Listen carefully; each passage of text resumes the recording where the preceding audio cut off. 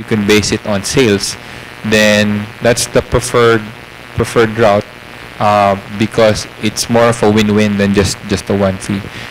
If the franchisee does well, then the franchisor earns more. If it doesn't do as well, then the franchisor earns less. I have another. Thank you. I have another question also. Because you're explaining about how you compute for the franchise fee, you mentioned that it should just be cost recovery vehicle.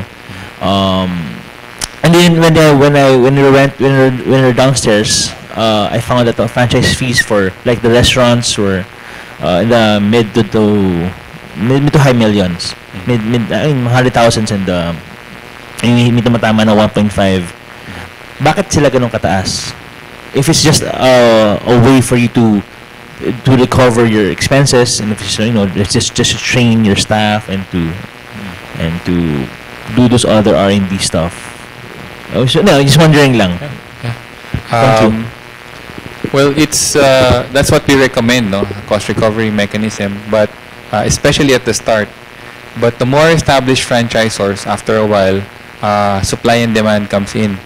So especially if the returns are very good, and even with the high franchise fee, they're still able to justify because the returns are still very good, then they're able to do that, no? So so there's a certain factor of marketability that comes in later on, but when franchisors are starting, we recommend when you're trying to get your business off the ground, your franchise business off the ground, try to keep it as close to your cost as possible.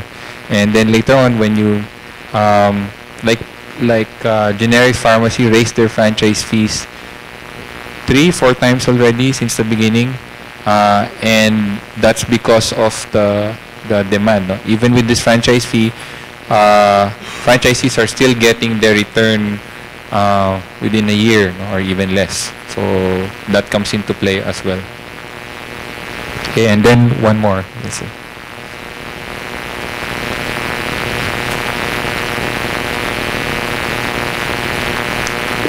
Good afternoon.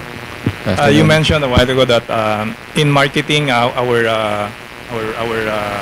products, or franchise, no, will be there will be word of mouth or doing some sort of advertisements there. But are there institutions or agents that are doing these kinds of business activities? So that and what would be the terms that they usually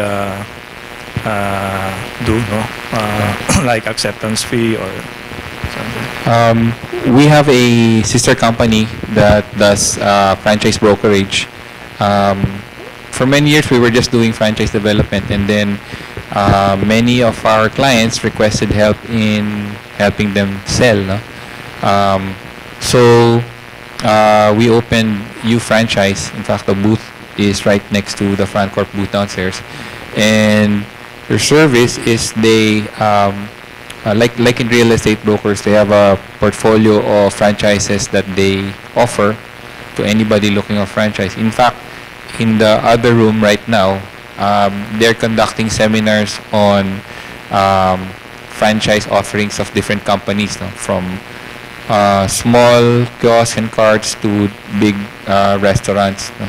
So U Franchise does that, and they collect a percentage of the franchise fee for successful matching, and also a small upfront fee for acceptance. In terms of that, extend their return on investment by a year, by 2 years. So it's an iterative process, no? And remember, I also mentioned looking at your franchisees and your own financial side by side. Based on the services that you will provide, no? Support and the services you will provide, is 3% sufficient, is 5% sufficient? So it's actually taking a look at several factors together before coming up with one number. Thank you. Thanks. There was another question. Yes, sir.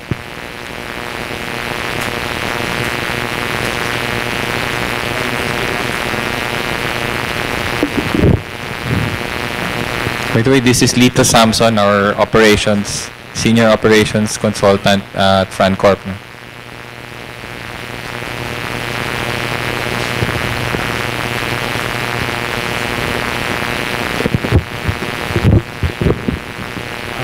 Before you mention about the hiring consultant when you start franchising, if I want to be the consultant with my company myself, do you have other actually this seminar just give us the bird's eye view on what to do in starting franchising.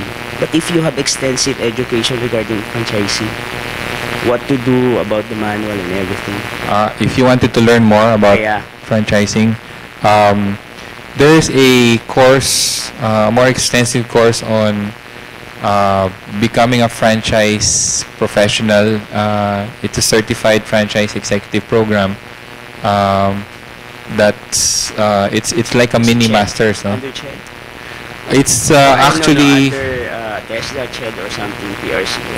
It's offered by the PFA, and it's every year the PFA brings in franchise professionals from the US and other countries to conduct the CFE, and at the end of once you've earned all the credits, you earn the certified franchise executive title, no? So that's one way to do it, no? To undergo those seminars that lead to being a CFE. Okay, so you have these available seminars. Yes, it's seminars and courses. Some of the programs you can, I think you can take in the US, some you can take online. How about here in the Philippines? I think there are some schools that are offering franchise courses as well. I think there are courses in UANP and in Ateneo and that are offering franchise subjects as part of their curriculum. All right. Does that answer your question, or? Does that answer your question, or?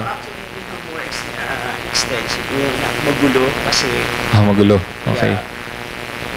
Kasi actually, when I entered into this room, I thought primarily that I will do franchising after. Once you talk about the operations manual and everything, including the financing, it's too extended, it's too broad. Okay. So, hindi ma-digest ng ordinary. Okay.